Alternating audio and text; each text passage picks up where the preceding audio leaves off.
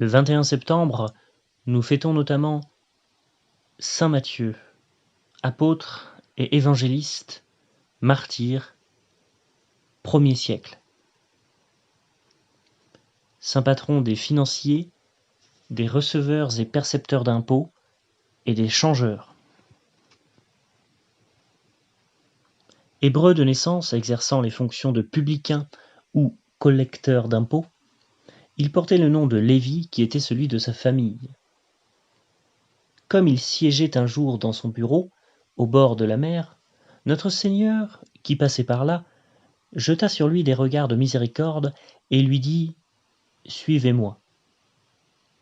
Matthieu, abandonnant son trafic, sa demeure, ses richesses, sa famille, lui obéit à l'instant.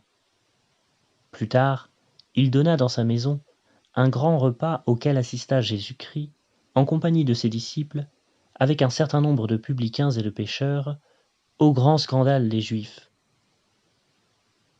Quelques années après l'Ascension, il fut le premier de tous qui, par une inspiration divine, mit la main à la plume et écrivit son évangile en langue hébraïque ou syriaque, qui était la langue vulgaire des Juifs. Cet évangile fut retrouvé, par une révélation du ciel, dans l'île de Chypre, avec le corps de saint Barnabé, sous l'empereur Zénon.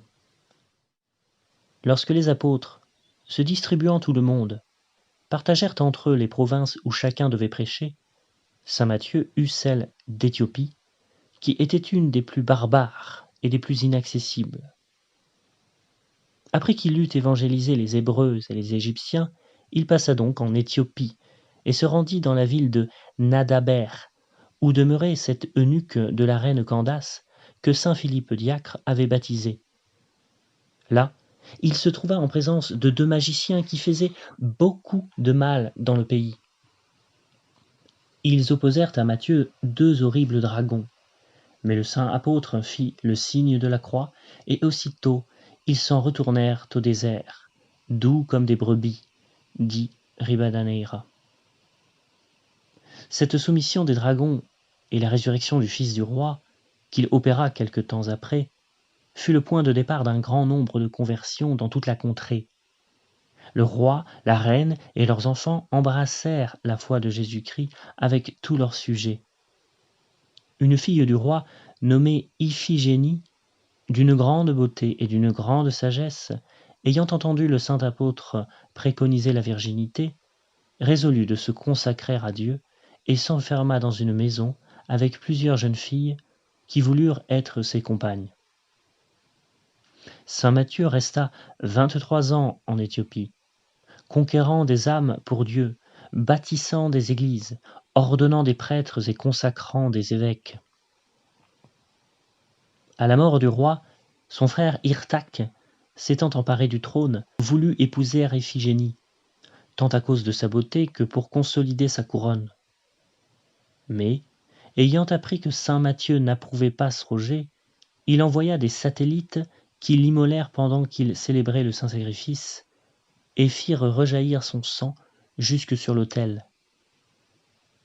D'après les constitutions du pape saint Clément, saint Matthieu fut l'instituteur de l'eau bénite et ordonna aussi que les fidèles offrissent au Seigneur les décimes pour sustenter les ministres de l'Église et les pauvres. À en juger par les fonctions que l'apôtre exerça avant sa conversion, le patronage des financiers, des receveurs et des percepteurs d'impôts, des changeurs, devait lui échoir tout naturellement. Saint Matthieu n'occupe parmi les apôtres que le 7e ou 8e rang. Il a toujours la première place parmi les évangélistes, et cela parce que son évangile fut écrit avant tous les autres.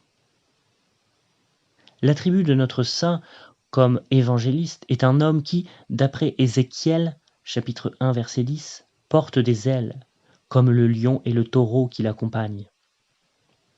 C'est donc une erreur de lui donner un ange pour emblème. Cette erreur a été commise par un assez grand nombre d'artistes et même par des archéologues. On place à côté de lui la forme humaine parce qu'il commence son évangile par la généalogie qui rappelle la descendance humaine du Christ et aussi d'après Mistress Jameson, parce que, dans tout cet évangile, il insiste sur la nature humaine du Christ bien plus que sur sa nature divine. Adam de saint Victor s'exprime ainsi dans la prose de saint Matthieu, citation, « On donne à Matthieu la figure d'un homme parce qu'il a parlé de Dieu comme homme et comme venant de cet homme qu'il a tiré du limon. » Cette attribution de l'homme donnée à saint Matthieu et qui remonte à Ézéchiel et à saint Jean a été adoptée par saint Irénée et saint Augustin, saint Jérôme et le sacramentaire de saint Gélase. L'évêque Hildebrand, mort évêque de Tours en 1134, indique cette tradition par les vers latins dont il caractérise le tétramorphe. Tétra 4, morphe figure. Citation. Le Christ est tour à tour un homme, une génisse, un lion, puis un aigle, après le sacrifice. Homme pendant qu'il vit, génisse sur l'autel, lion ressuscitant, aigle montant au ciel. Saint Matthieu est encore représenté avec une bourse qui rappelle sa première profession. On lui fait tenir également une hache, une lance ou une hallebarde en mémoire de son martyre. Enfin, on lui donne encore une équerre, probablement à cause des nombreuses églises qu'il bâtit en Éthiopie. La chrysolite, pierre d'or, d'un jaune d'or mêlé de vert, qui symbolise la sapience, la vigilance, la pénitence, caractérisait saint Matthieu. On lit sur le bénitier de la cathédrale de Milan « Os gerens hominis Matthäus terrestria narrat ». Matthieu, sous la figure d'un homme, raconte la vie terrestre de notre Seigneur. Et dans un manuscrit « Hoc Matthäus agens hominem generaliter implet ». Matthieu, sous la forme d'un homme, traite généralement de la vie humaine de Jésus-Christ. Dans un manuscrit du XIe siècle, on lit « Progeniem Christi Matthäus in ordine scribit, mysterium verbi conjugens dogmate carni ». Matthieu décrit avec ordre la généalogie du Christ unissant par le dogme le mystère du Verbe à la chair. Quelques dictons sur saint Matthieu. À la Saint-Matthieu, s'il fait beau, préparez bien les tonneaux. C'est probablement à ce dicton qu'il faut attribuer le patronage des tonneliers, dont une confrérie existait à Beaune au moment de la Révolution, sous le vocable du saint. À la Saint-Matthieu, que le temps soit beau ou pluvieux, les nuits et les jours sont égaux dans leur cours.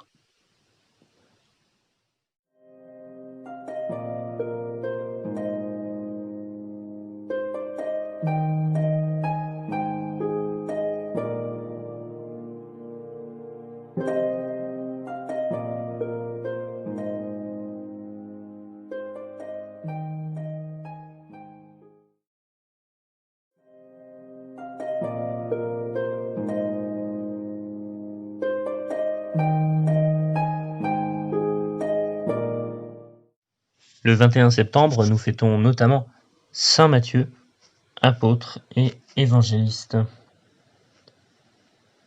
Saint Matthieu était probablement galiléen de naissance.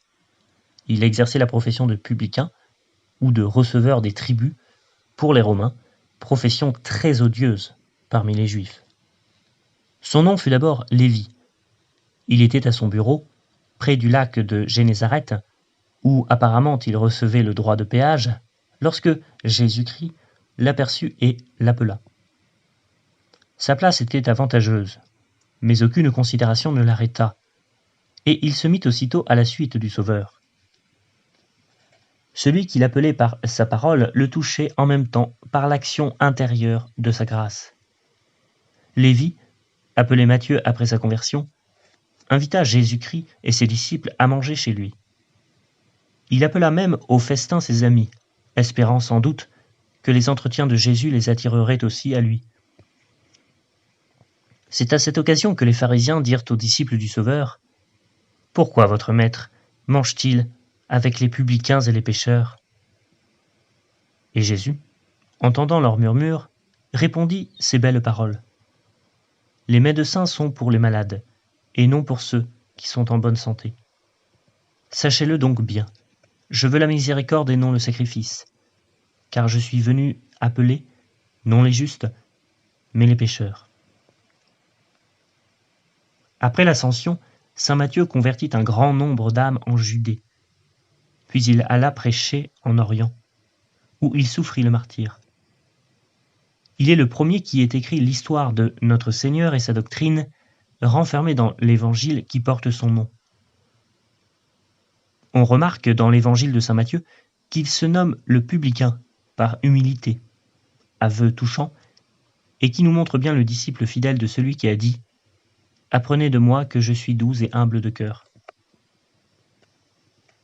On croit qu'il évangélisa l'Éthiopie.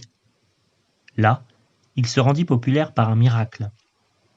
Il fit le signe de la croix sur 2 dragons très redoutés, les rendit doux comme des agneaux, et leur commanda de s'enfuir dans leur repère. Ce fut le signal de la conversion d'un grand nombre. La résurrection du Fils du roi, au nom de Jésus-Christ, produisit un effet plus grand encore et fut la cause de la conversion de la maison royale et de tout le pays. On attribue à saint Matthieu l'institution du premier couvent de vierges. C'est en défendant contre les atteintes d'un prince, une vierge consacrée au Seigneur, que le saint apôtre reçut le coup de la mort sur les marches de l'autel. Pratique. Conservez l'humilité par le souvenir de vos fautes passées.